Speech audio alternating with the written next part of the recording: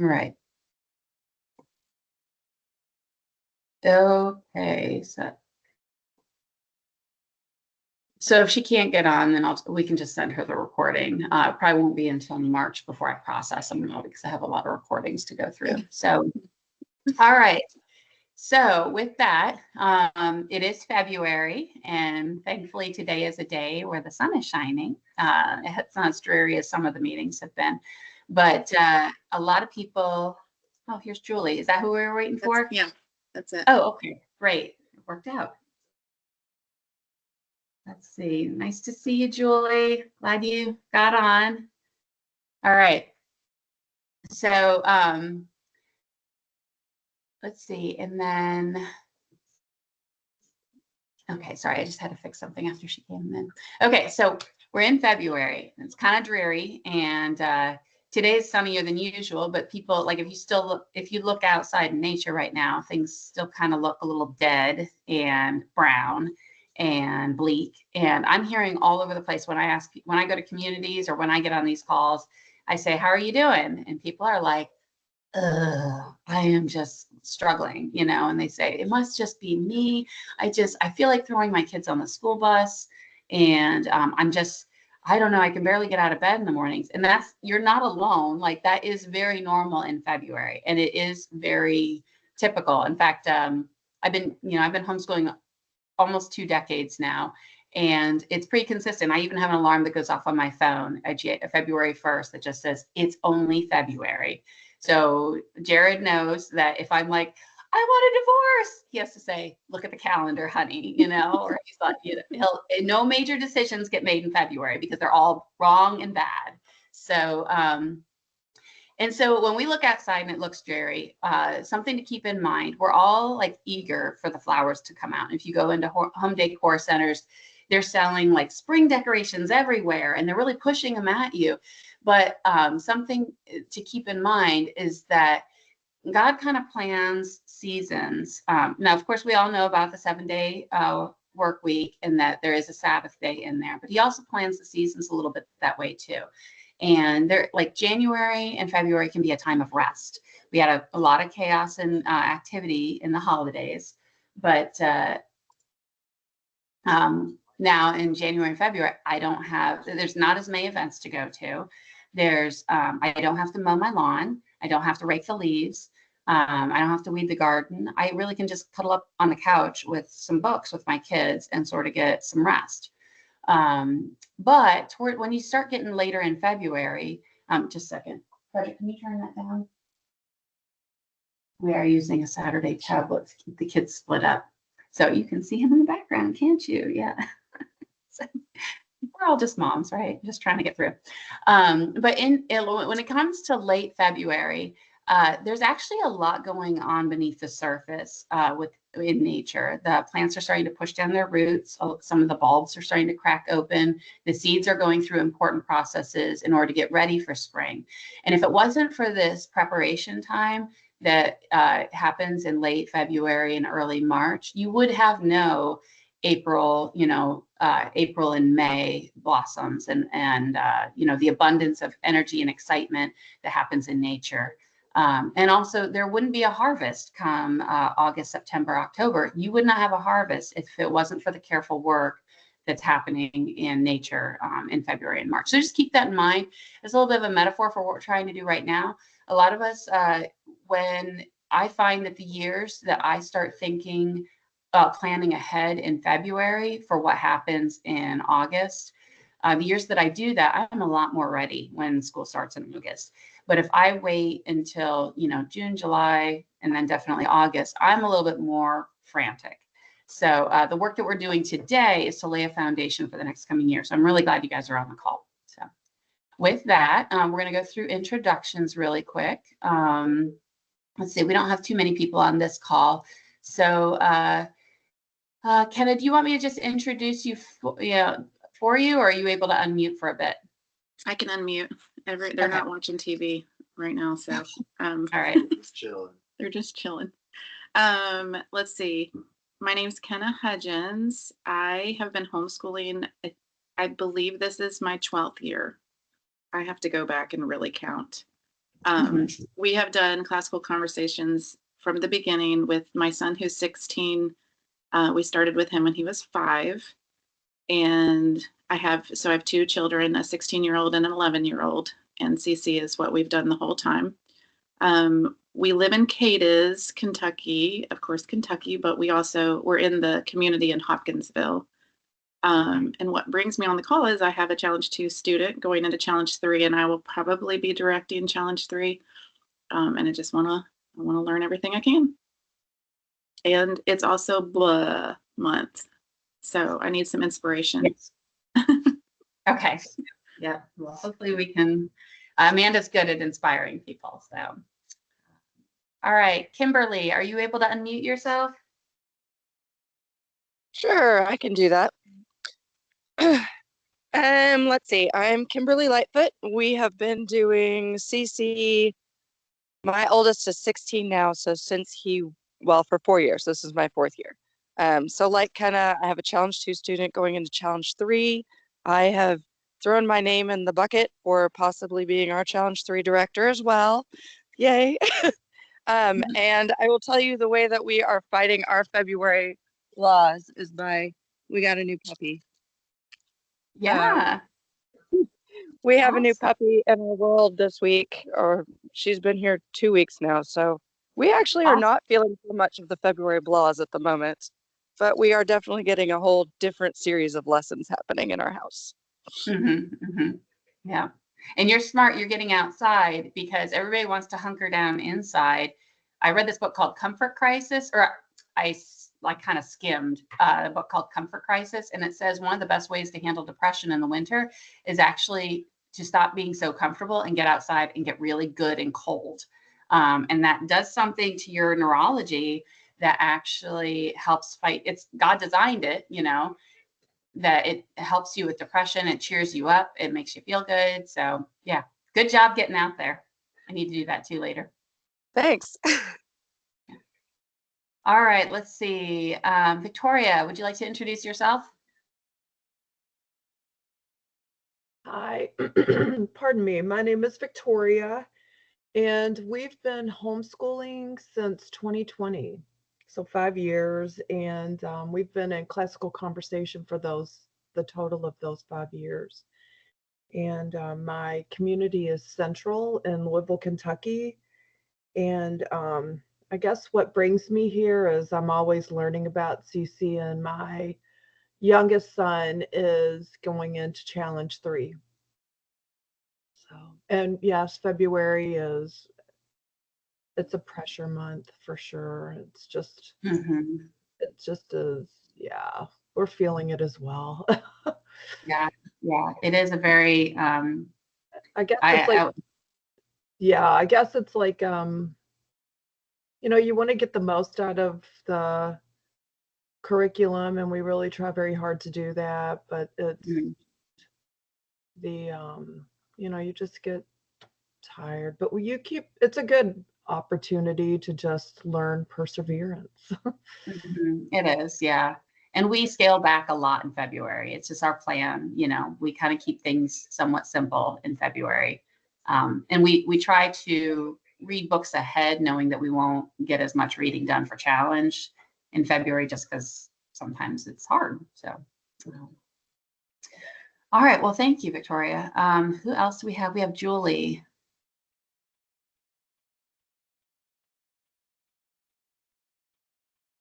Julie, do you want to introduce yourself? Okay. So Julie said she doesn't have a microphone on her computer. Okay. So you want to introduce her, or I'll introduce her. Okay. All right. That works out. I have no idea how long Julie's been. Oh, she said, please extend my apologies. Oh, yes, absolutely. Julie has 7 children and just had a baby. Her oldest, though, is in Challenge 2. And she said she's been in CC for 7 years. And so her oldest is in Challenge 2, and they're in the Hopkinsville community with me. And I don't know what brings her on this call other than I pressured a lot of people to get on the call. Okay, good. Peer pressure is very important. She just wants to learn more about the program. Okay, good.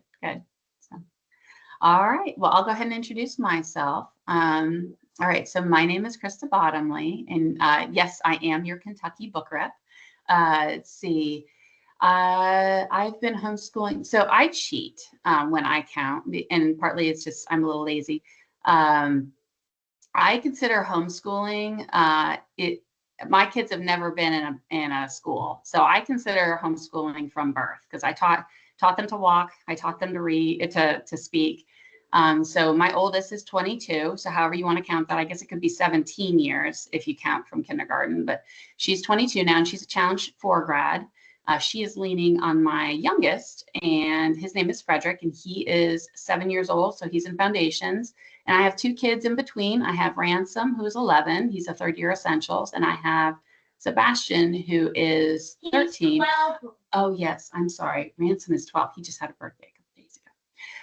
And then Sebastian is in Challenge A. So I am spanning several levels. I hope that gives me perspective as I'm trying to help guide other parents, because I've gone through the whole program, but I'm also still teaching one to read. So it kind of keeps me grounded and sober about what is realistically possible for foundations moms when you got kids scrambling all over the place. So Amanda, do you want to go ahead and introduce yourself? Sure. I'm Amanda Robinson. I have been homeschooling since my oldest was born. We started learning to read at 3, so that's been a while. Yeah. We joined CC though when he was in 4th grade, and he has recently graduated and he's now at Boyce. So that's yay. I have a lot of experience with using CC with a variety of learning types. My second son is blind. My daughter has dyslexia and ADHD. My youngest daughter is an English as a second language student. So if you have any questions about doing this with special needs, I'm your girl. But we love CC because it's scalable.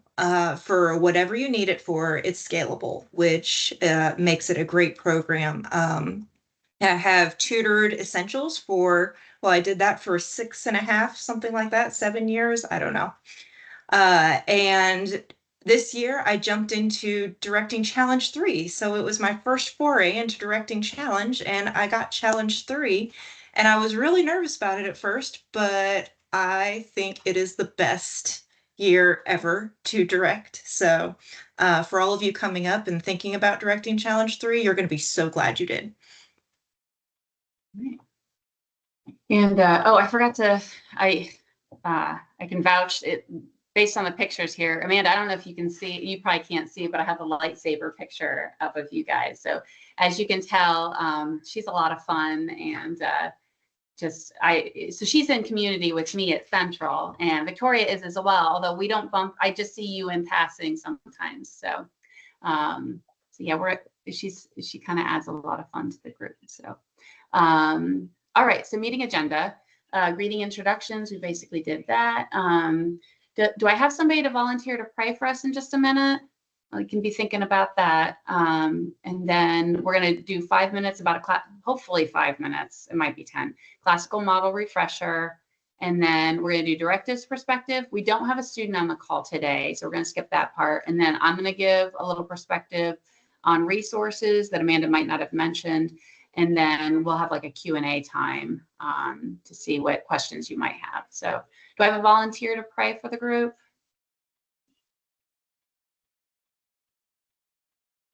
All right, just go ahead. Oh, I'm sorry. Did somebody else want to do it? No, go ahead. Yeah. Dear Heavenly Father, we thank you so very much for bringing each and every one of us to this meeting. It's a group of mothers that are trying very hard to take care of their families and to raise their children with the knowledge of you in their hearts, and praying for that to always guide and direct all of our ways.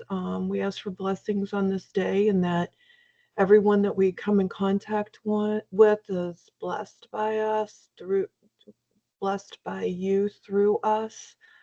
We thank you for this beautiful day. We thank you for the companionship that's Classical Conversation offers us while we take this journey of being responsible for the education of our kids. And we just ask for you to always guide and direct us in ways that are pleasing to you. We love you so very much. In your Son, Jesus Christ's precious name, thank you, Ave. Amen. All right. All right, so we're going to run through classical education super quick.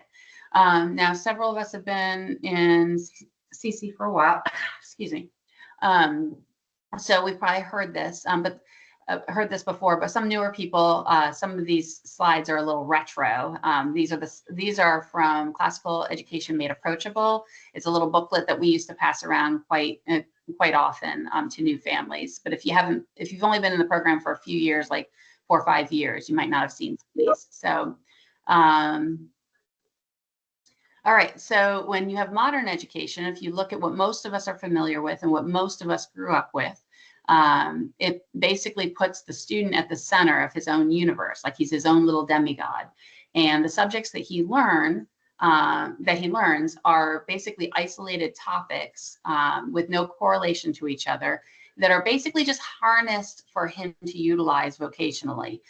He is his own, he's the center of his own universe, and these things are harnessed for utilitarian purposes. And when you get a poor Christian education, it's basically the same thing. They just add Bible studies onto it, or you might have, a random Bible verse added to some curriculum here and there. Dog is going to knock down my desk.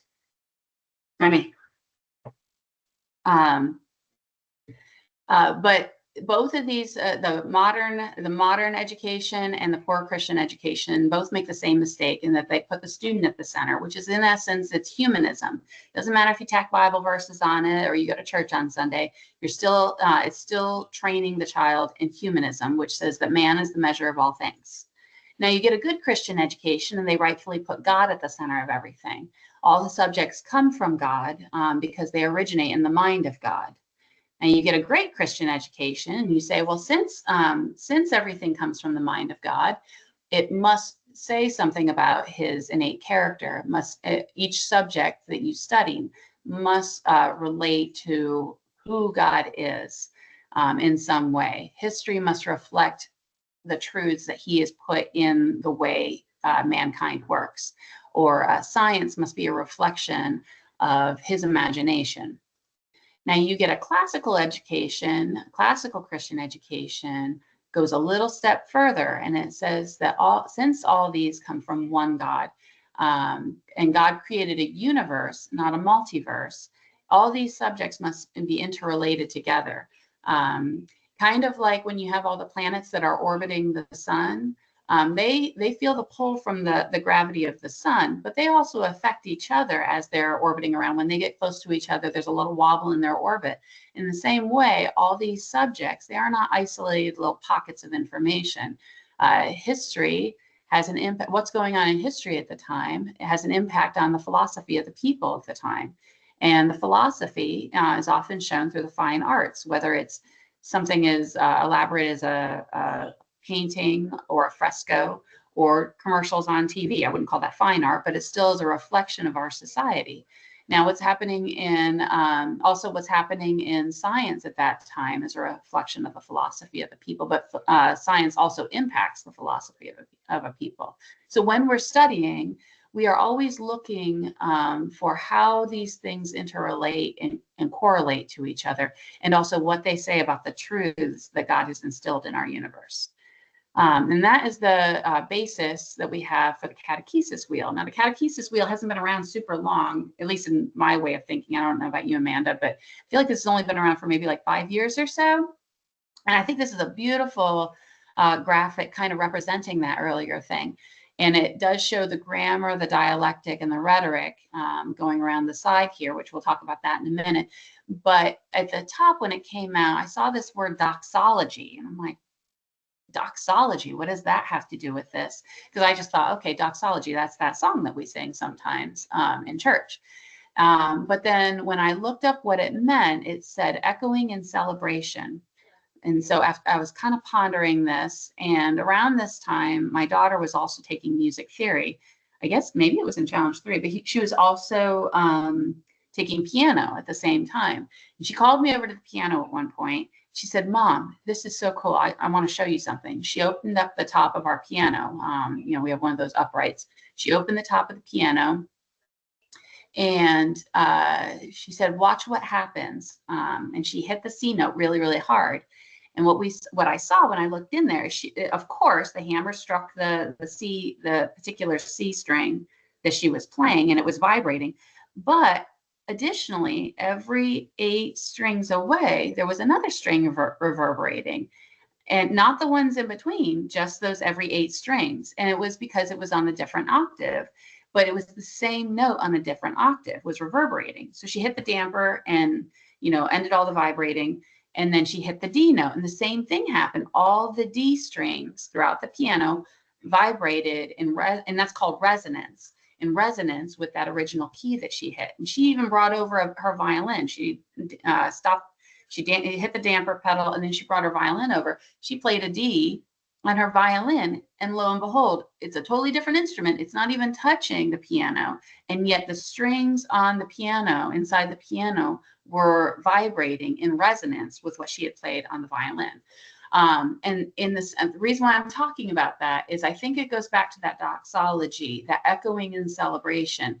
When there is some sort of truth, when we're studying logic, or we're studying science, or we're studying even like Latin language, when we hit on something that reflects God or shows us something about the character and nature of God, there is some sort of resonance in us that we feel. I don't know if non-believers have that, but certainly I think it has something to do with the Holy Spirit, or maybe that just God has implanted in us a knowledge of Him in us. And that is one of the ways that, first off, that's how Christ drew me to Him, is I felt that resonance. When I studied something, I saw the nature of God in that. And CC does a beautiful job of drawing that in with the curriculum. Our program is not about a stack of books. It is about what the directors are doing in class and the conversations that parents are doing at home. So with that, we're going to quickly run through what is the classical method of learning. Whenever we tackle any subject, whether it is cooking or Latin, or my boys are doing a scouting program called Trail Life right now, and they're learning knots. Anything that you learn to do it effectively and efficiently, you start off first by you soak in a body of knowledge or basic information about that. We call that the grammar. So with my boys, they're learning knots. They have to learn what is a square knot, what is a granny knot, what is a bowline hitch, and I can't name them all, but they can. They have to learn the name of the knot, and they have to learn how to tie it, and they have to practice over and over and over again until it's really quick and easy. Once they've soaked in all that information, then they have to start wrestling with, okay, well, what do I do with this, and how do I utilize these knots? Okay, if I tie a granny knot on my shoes, it comes untied very easily. But if I use a square knot, when in that bow, there is actually a square knot in there if you do it properly. They don't have to double knot it because it stays fastened.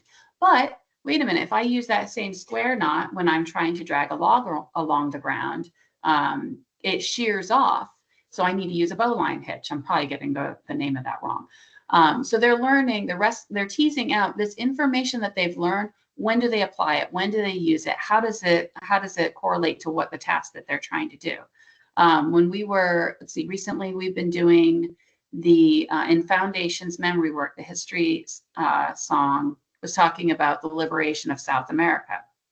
And they were starting to ask me, okay, so we know this information. Now, Frederick didn't ask these questions, but my dialectic age students really wanted to know more about it. And they were like, why were they having all these revolutions in South America? And so we started asking a lot of questions and saying, well, what was happening at other parts of the world? Oh, there was the French Revolution. There was the American Revolution. Oh, look, one of these guys, Bolivar, had traveled, I think it was him, had traveled to North America and heard about the revolution in America and came back with some different ideas. I'm probably messing that up. But they are starting to tease out what they've memorized and trying to understand how it correlates to the world. And then when they move on to, when you are learning a subject and you move on into the rhetoric stage, you start bearing fruit and wisdom. And this is where you start applying what you've learned. So for example, with the trail life knots that they're learning, so they know when to use the knot. They know the names of the knots and how to tie them. They know when to use them. Then at some point, they're not there yet, but they will be sent out into the woods with just a bunch of rope, and they're supposed to build a fort, some sort of safe structure that they could theoretically stay in overnight using just ropes and whatever they find in the woods. And that is utilizing their information to a purpose. And not only that, but they're also teaching others. They teach the younger students how to do these things as well. So they're bearing fruit and wisdom, and that's called the rhetoric stage of learning. Now, in the same way that we go through these stages in learning anything, that we see that correlates to natural childhood development. Young children, like my Frederick over here, he is basically just in the grammar stage, and it's called the Poll Parrot stage what's her name? Dorothy Sayers' Lost Tools of Learning. She calls it the Poll Parrot stage.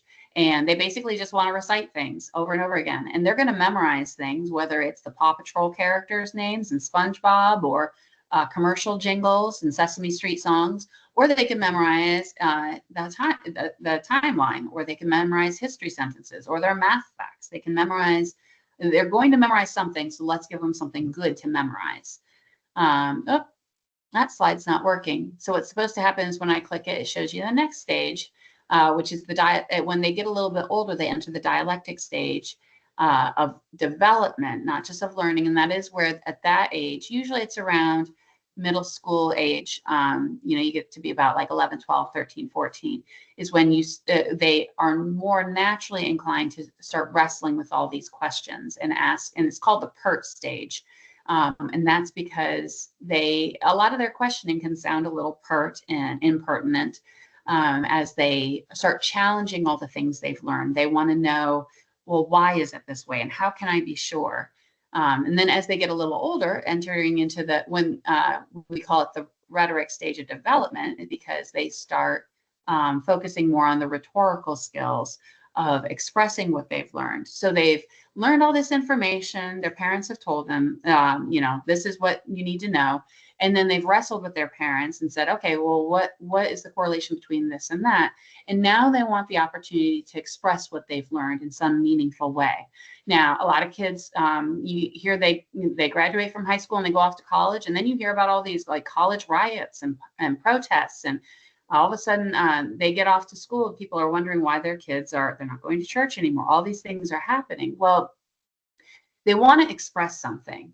And if we haven't trained them how to express what is true, good, and beautiful and in meaningful ways, if we haven't given them the skills to do it properly and also the knowledge of what truth is, they're going to express it in ways that aren't honoring to God and to what we've raised them into. But so at CC in the later levels, which Amanda's going to talk about in a little bit, in Challenge 3, part of the process is training them how to express these ideas, giving them good things to express and wrestle with and discuss, and then giving them the opportunity to share what they feel about these things, and so that they can do that here with us before they launch out into the world. So with that, we are on the challenge program scope and sequence, as you see here at the top. These early stages of challenge there's a lot more grammar stage of learning, but then they start getting a bit into the rhetorical stages, the dialectic stages as you get into challenge B 1 and 2, but then we're getting into challenge 3 here, and they're definitely getting more rhetorical. So with that, Amanda, if you'd like to go ahead, and I'm just going to work the slides for you since you can't see them, right? So No, I can't see the slides. All right, gotcha. Okay, so I am really, really excited. I love Challenge 3. It's been so fun. So here's the thing. I graduated one student out of Challenge 3, and I don't think I did a really good job with him. And here is what I learned. What these students need is relevance. They are at a point where they see the light at the end of the tunnel. They're 11th grade. It's sort of like your third tour essential student who's like, I've done this enough. I'm ready to move on. And you know there's more for them to get, but they feel like they're confident and ready to go, which is great. We've raised them to be confident in what they're doing, but now the challenge is to show them why all of this is relevant. So the first overarching relevant thing here is that Challenge 3's theme is choices bring consequences. These students are about to enter a time in their lives when they are making lots of big choices. Choices like, which college am I going to go to? What's my living situation going to look like? How am I going to finance this? Even choices like, where am I going to work? Because a lot of them are getting driver's licenses and starting to work.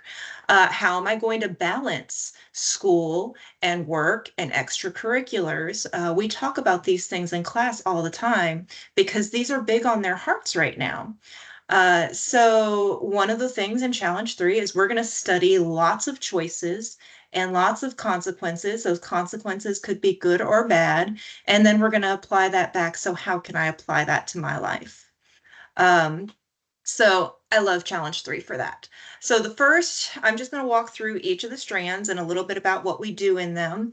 The first strand that I'm going to talk about is logic. That's math. They're going to be doing pre-calculus. This is a great strand because as they're getting rhetorical, it's half teacher-led and half student-led. So I usually start out the class leading a problem from CC Connected, and then I always bring in an ACT problem because, hey, that's relevant for these students, right? And I'm trying to bring them relevance. So I give them an ACT problem, and this is such a great thing because now they have to make choices. And a lot of times they'll tell me, I wouldn't actually solve the math on that problem. It would be faster if I just used deductive reasoning to find the right answer, or if I just plug in each of those numbers because it's multiple choice to find the right answer. That's choices bringing consequences. That would probably be a good choice at that point. So we discuss that, and then we go through and do the math to make sure they understand the math part of it. And then students lead, and oftentimes they start out going, okay, so what would you do here? Well, there might be 3 different ways to solve that problem. And so again, it's that choice idea of choices, and they run through those different ways. So we have a lot of fun in math. The students learn that there's more than one way to skin a cat. And I have a lot of really fun math stories, but I'll save those for the end if we have time. So then I like to move into chemistry because in chemistry, you're going to have a lot of math. These strands are all connected, and I can bring any of these strands into any other strand, but math and chemistry are super easy to connect.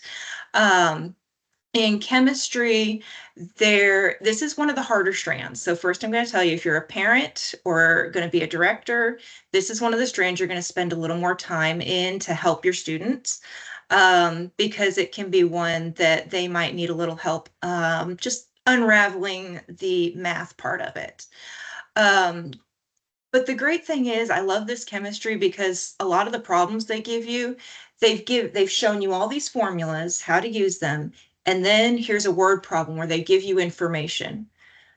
But they don't tell you what formula to use. They don't, and it might be a 3-step problem where you need to pull different formulas. And so now they're having to think critically, what choices am I going to make about what formulas do I need to use? How am I going to back into this information?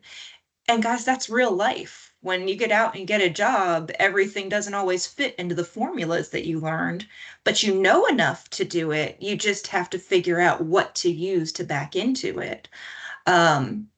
So they also do a lot of experiments. So on experiment days, there's not usually a lot of time for directors to go over other parts. We'll do a quick review about important things they need to make sure they understand before we do the experiment.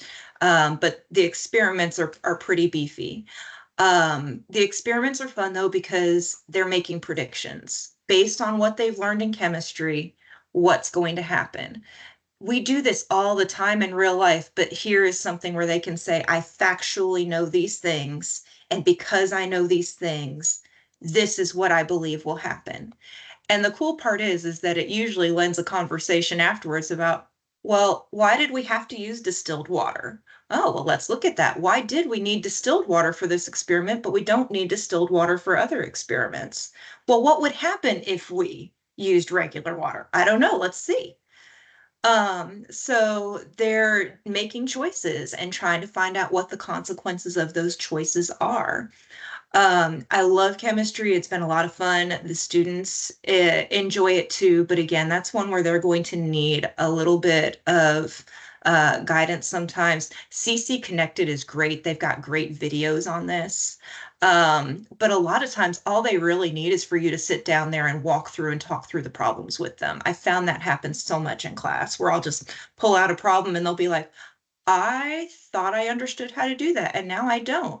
And we walk through it and they're going, oh, okay. So a lot of times they just need somebody to walk through it with them. So we talked about chemistry and the need to make predictions. Well, that goes really well into history. Huh? But history, that's one of the reasons why we learn history, is so that we can make predictions based on what's happening now, because we've seen what happened before. I love history, so my students know. I listen to the briefing and I get an email called 1440, which gives me a very brief blurb of the daily news so that I can make it relevant. Okay, so we're talking about this happening in history back then. Hey, guess what's happening right now? We're having another election, and this is why they came up with the Electoral College, because look at what our election looks like right now. And so like I said, they're wanting relevance. Why do I care? So in history, they're going to study choices made by leaders of the past. They're going to analyze the consequences of those choices. They're going to relate it to the choices that are being made by leaders today. And I think one of the big things that comes out of this is when we bring up things that are happening today, a lot of times the students will just respond emotionally or what other people have told them. And through history, we've been able to give them facts to support their opinions. So why do you agree with cutting the income taxes for the wealthy?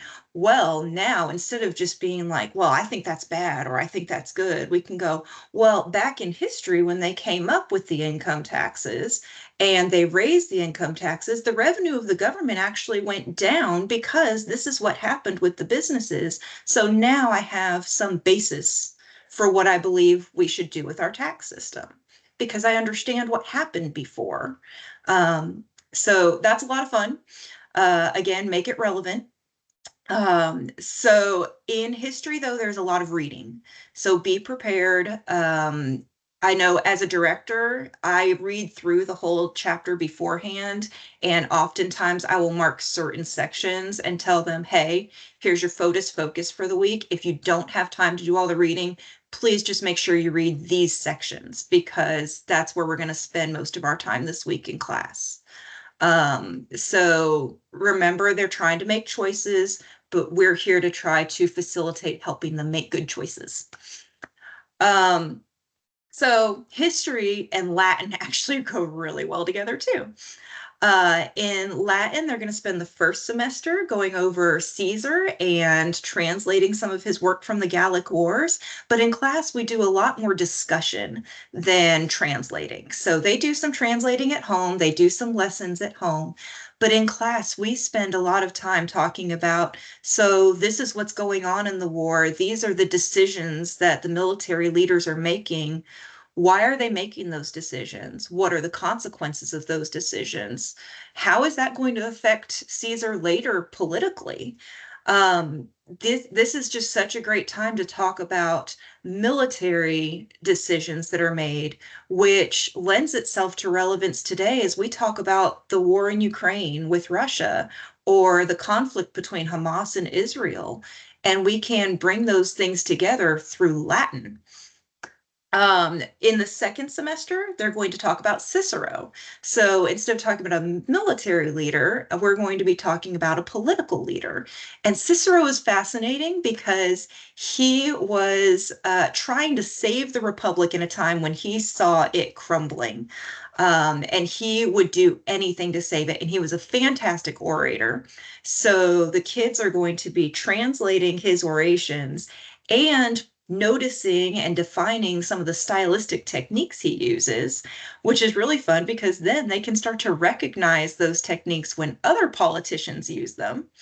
And they can also then start using those techniques themselves.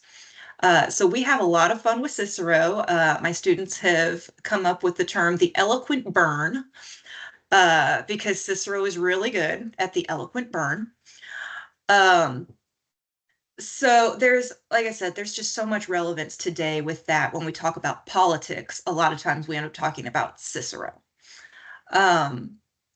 This Shakespeare goes really well with both Latin and history. Shakespeare wrote about military leaders and he wrote about political leaders. We're talking Julius Caesar, Henry V, Macbeth.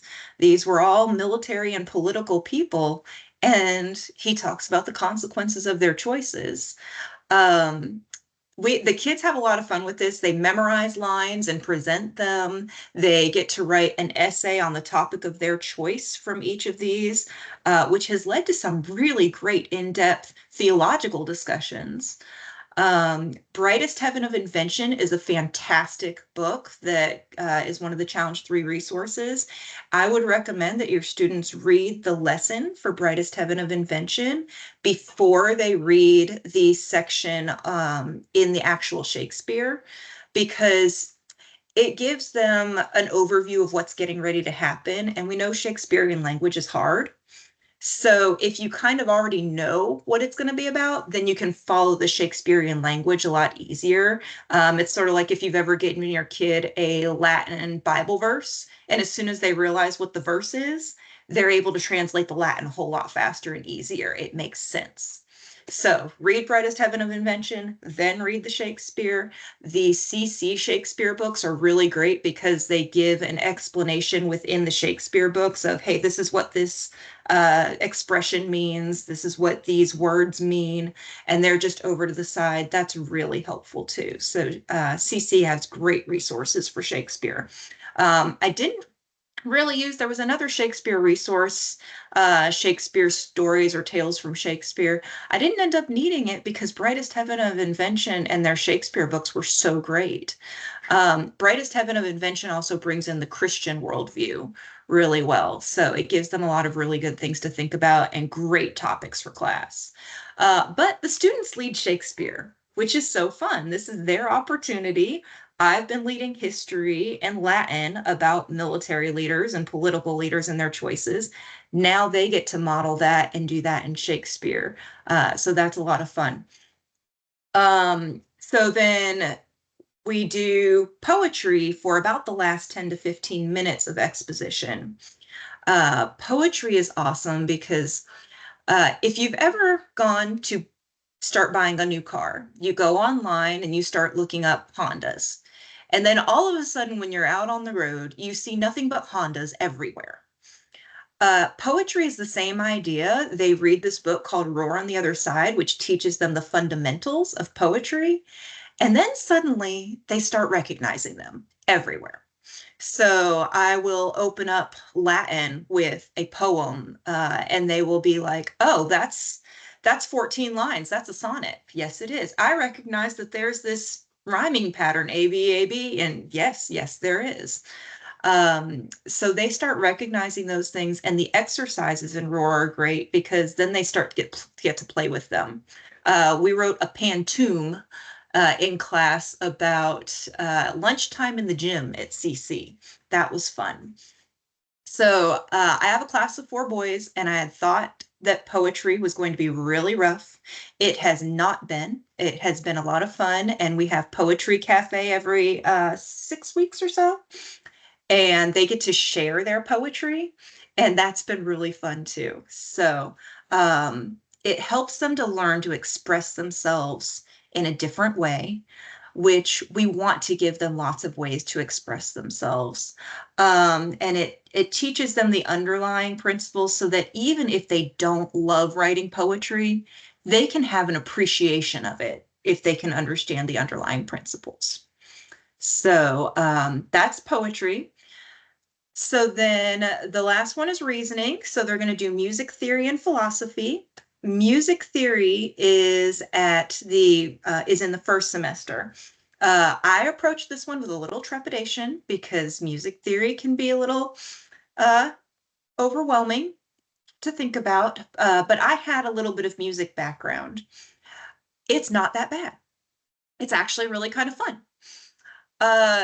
This is another strand where your student may want a little extra help. You might need to keep your finger on the pulse, and you might think at the beginning, oh, this is easy, they'll be fine.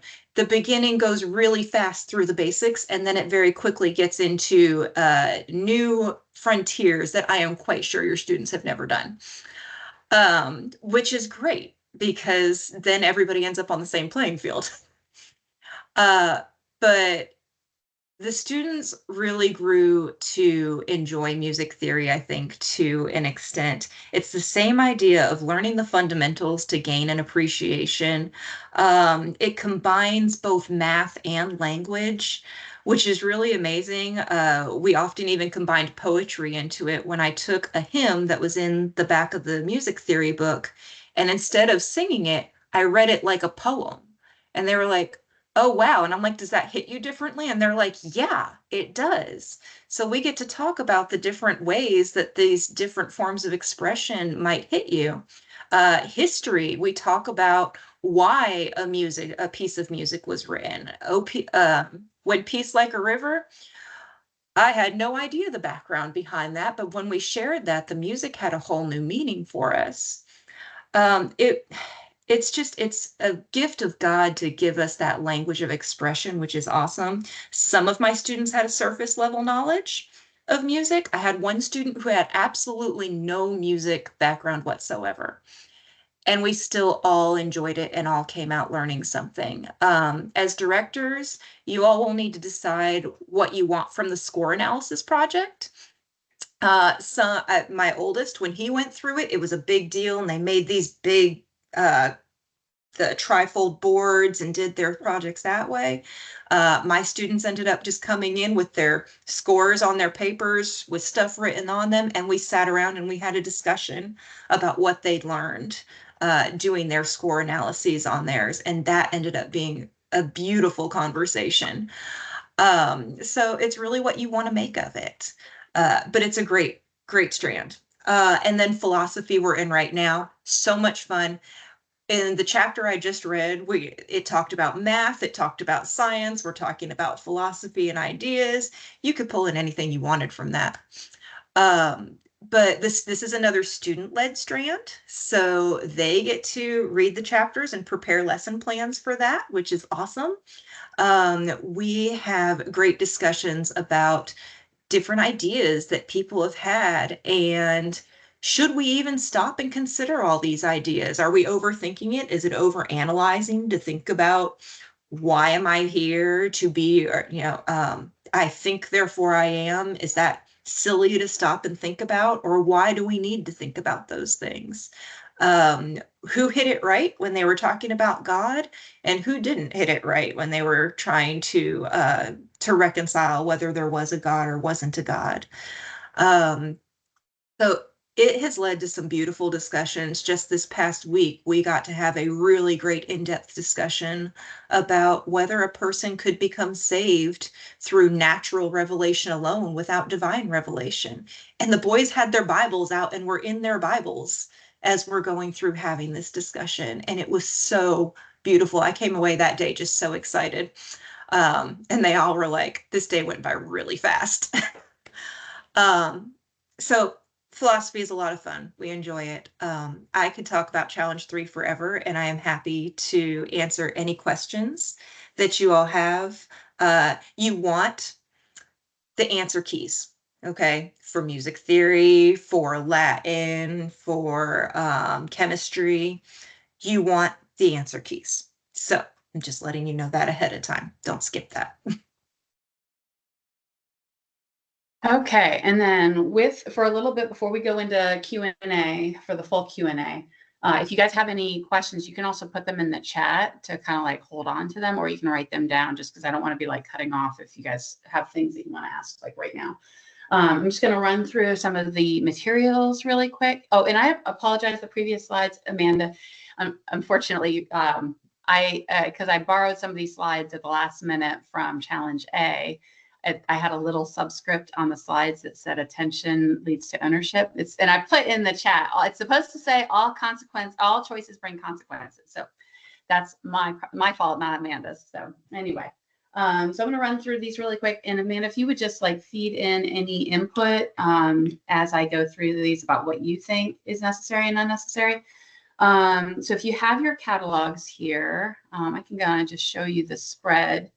No, that's challenge 1. See, this is what happens when I pull slides from other, and this one's being recorded. So this is going to live in infamy.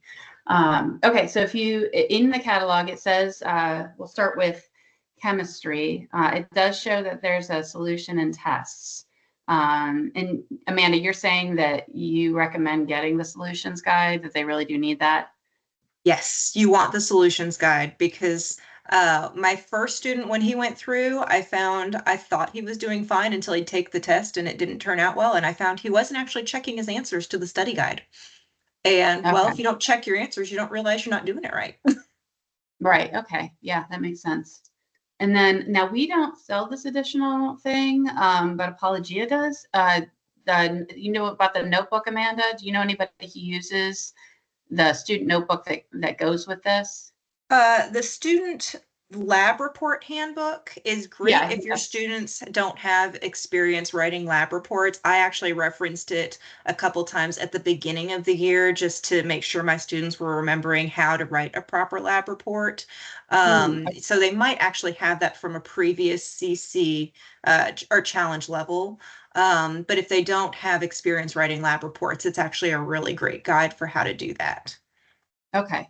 And then Amanda's talking about this. And personally, I wish I'd had this in Challenge A, but I only looked in it recently, and it tells me all about some of the things I was wondering for science fair. So I think this should be in the catalog for earlier levels, and then you'd still have it here.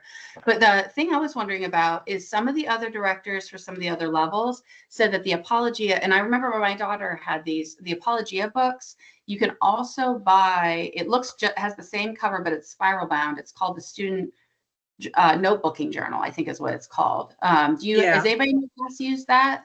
We don't sell it. I had bought one for my oldest at one point, and we'd never really used it. Honestly, for the experiments, the best thing is just a composition notebook where they can write stuff in. So that's the easiest thing. Do you like the quad ruled, like with the, the graphing paper stuff? Yeah. Okay. So yeah, and I've heard different things. If you, as parents, if you ever get a chance to look at one of those notebooks that are made by Apologia, I have some students and parents that swear by them because they have it prompts you to write out the answers to the questions that are in the textbook. Some parents love them, some parents hate them and think they're a waste of money. But just so you're aware that those are out there, I don't want to somebody's like, why didn't we know about this? And then some of these things you can just see in the catalog for yourself. But the Math in Motion, so you were saying that you also recommend the answer key for the Math in Motion. That's a must-have. All right. Now, when this first came out, this one had so many errors. My daughter got the first edition of this, but it's my understanding that it's been pretty correct. Mm-hmm. Is that right? Yeah. Okay. So the errata sheets that they have out there aren't necessarily, you don't need those. So it's more correct now. Now, what about the music trivium tables? I bought that and didn't end up using it.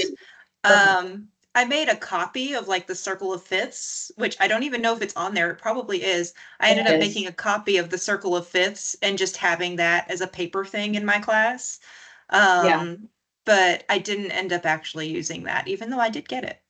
Yeah, I think I got it too. And I gave it to my daughter because it came out. It was another thing that came out just that year. and she didn't use it. And I've not taken music theory. I'm excited about getting to go through this again with my other kids. But I usually love the trivium tables. Almost across the board, I'm like, yes, get the trivium tables. But this one I haven't figured out just yet. So I can't like with authority be like, yes, you need that. So we'll just kind of put that on the shelf. And then one thing, Patriots history. It is she wasn't kidding. It is a really thick, it's a lot of reading. So there is an audio book available for that. But the problem is that, so my daughter, when she did this, she annotated it so heavily. And she also, you can get these little things called book darts that you can, they can be temporary.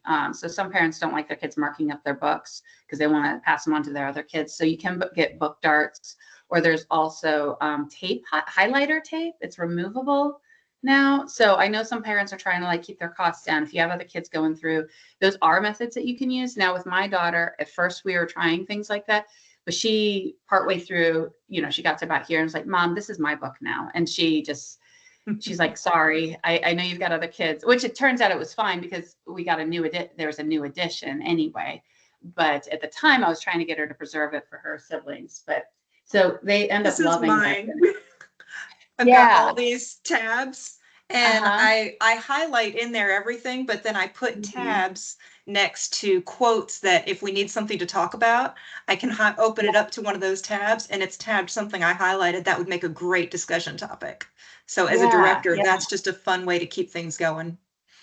Like if things get lull, you can just grab a thing. I do that for even my stuff, like Scribblers, my Scribblers book. I put tabs in if somebody's like, what's up with this Scribblers guide? And then I can just grab that tab because I don't even remember what I would say. I just grab the tab, open it up. I'm like, oh yeah, this, and I can just go. But yeah, so the kids end up making these their own. And as directors, I'm sure you do too. So the other thing that I get a lot of questions about already, which I love doing these February Frenzies because I get to hear the directors are kind of training me as a book rep as we go. It's kind of fun.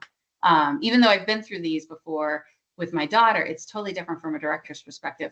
But the new thing that I'm getting questions about is this reasoning together philosophy. That is completely new this year. Now, some of the information, I don't have my physical copy yet to go through yet. But it is a big, thick book, is my understanding. I think it's close to 500 pages. It is heavy reading. So they're going to have Patriots history plus that philosophy book to go through. I get some people, there's been some comments about how Marx is not in there, which is a change from the curriculum. So Amanda, you guys study Marx at some point? We have not gotten there. Okay, So I think later. I believe so, but we have not gotten there. Okay, gotcha. Well, so the answer, so if you hear some murmuring about why are we not studying the philosophy of Karl Marx, like, isn't that huge? And what Timothy Knotts says about that is that when you go through Marx is really just building on all these other little philosophers, and he's doing a bad job of it. And so if you've already discussed Nietzsche, forget the other one, I think it was Nietzsche, I can't remember, it's not Kant.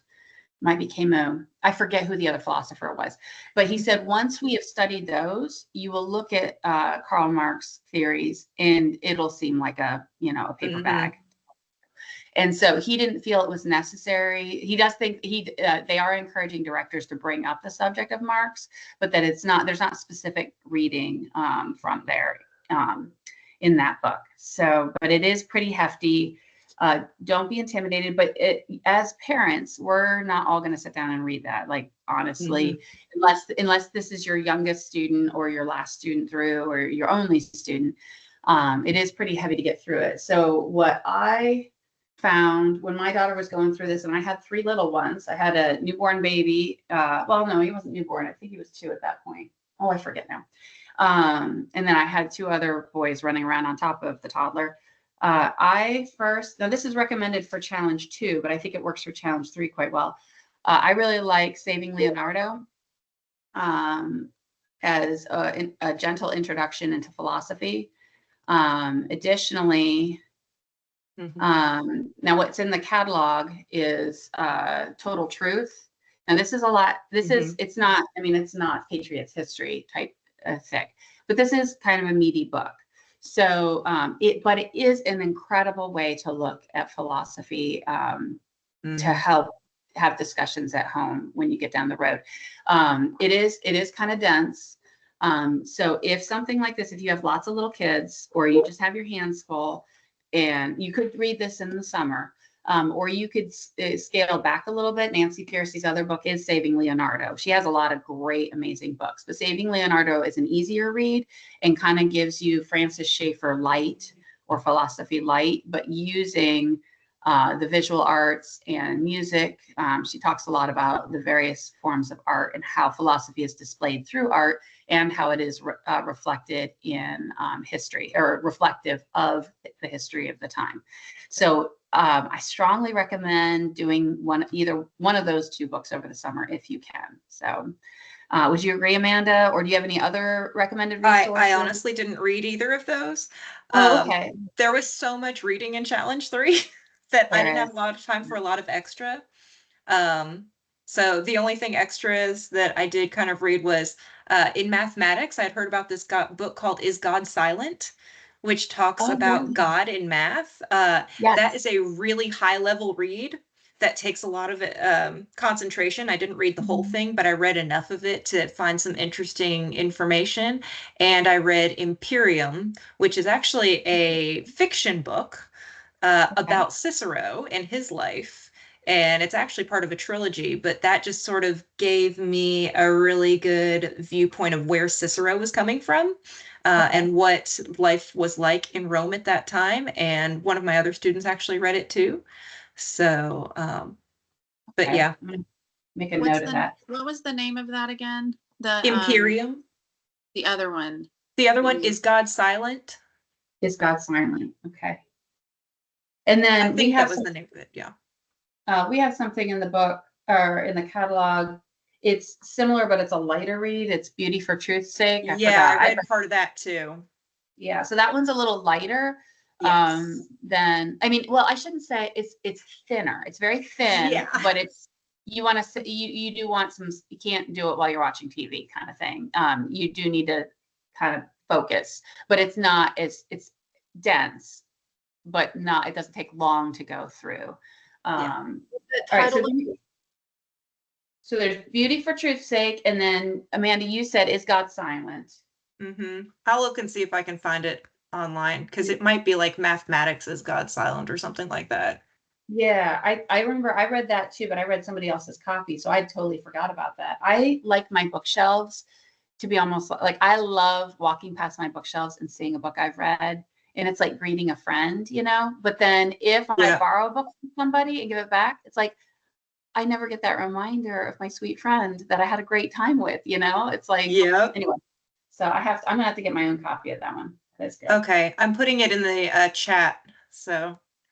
Okay. And then you also have in the chat, you have the briefing and then you 1440. Yeah, it's just a daily email that I even found stuff on science. We were talking about bonds and the different types of bonds between molecules. And then lo and behold, in the science section, they were able to create a new type of bond between carbon molecules. And so I was able to share that with my students, be like, hey, this is going on right now. And you understand why this is important. Awesome. Yeah, I hadn't heard of that one. So that's a good one for me to keep track of for people. Okay, and then the other thing, so Brightest Heaven and Invention, you touched on that, and we're on the other side. Tales from Shakespeare. Now, I read those to my kids when they were younger. Why do you feel like this is in the catalog? Because the students don't read it. Yeah, I don't know. I have it and I never read it because I didn't need it. Because it's sort of like Shakespeare, like not dumbed Shakespeare down, but yeah. So it's like the best I can. So what I would, because let's see, Brightest Heaven and Invention gives you sort of a synopsis as a parent. If you're trying to figure out what they're reading, but you don't have time to read all the Shakespeare, you can go through Brightest Heaven of Invention, and that helps a lot. I'm guessing the reason they have that in the catalog is if you need to modernize it or something, or if students are struggling with what's really going on. Yeah. It might, so maybe if you have a student with like reading comprehension or like the language is hard, I think that's intended because my little kids can understand it. Yes. So, And I I've might read- end up using that later with one of my other students who does struggle with reading. Mm. But for this year, I didn't end up needing it because we didn't have Okay. any problems. Well, especially with ESL, because you said you have an ESL Yeah. student. Yeah. So something And like that. dyslexic. So I've got two. I've got two that Okay. might have issues with it. Okay. So that's like optional. That's like, so, but then what do you think? They're the Folgers copies of Shakespeare. So Those are do you think, great. okay, so what about, because what a lot of the levels, the parents say, can we just go get thrift editions from half price books? Like, how do you, you have, Yeah. I'm sure you have students in class that are doing fine with just the half price books, you know, or Yes. like whatever. Yeah. So And do you you, can are do they, that. So two things. Number one, it makes it easier for everybody to find where we are because all the lines are numbered a certain way, and we can say go to this page, or so sometimes it's the way that it's done. We did have an incident where students were like, "Oh wait, mine is a slightly different translation," because they do have to translate a little bit, and so the words weren't quite the same in both books. Interestingly enough, but it doesn't matter so much, but I really think that the CC ones that they've chosen just make it so much easier. They give a little blurb at the beginning of each scene or act of this is what this act is about. Again, it just helps you to follow things through, and they do a great job of explaining over to the side what certain expressions mean. So I just thought the CC ones were really good. okay. Uh, I I partly regret getting the CC ones for a reason, and it's not. My daughter liked them so much that now I mean, she has about 25 or however many. She goes around, she collects them, and she's always asking for new ones. Now she's finding a lot of them used, but these Folgers guides, she has them all at college on her bookshelf, and it's like a rainbow. She set them up as a rainbow. And she just loves Folgers guides so much. Now I haven't used them personally, but it's kind of become once you get hooked on Folgers, you're not going to want the diamond store ones anymore. So beware, if as a parent, and if your kid gets hooked on them like mine did. All right, so that's basically all I have for content. Is there a lot on CC? I heard you mention CC Connected earlier. Is there a lot Yeah. on there that they really need to kind of poke around there a bit?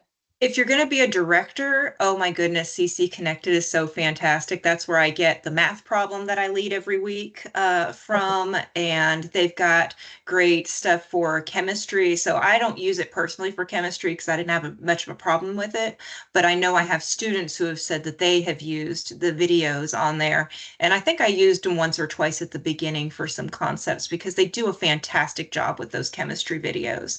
The music theory also has good videos on there because sometimes I'd come to a concept that was a little harder for me to grasp, and they had great videos on there for that as well. So I would definitely say CC Connect is a great resource. Okay, good to know. So, all right. Well, that's the most I can think of to cover from the catalog perspective.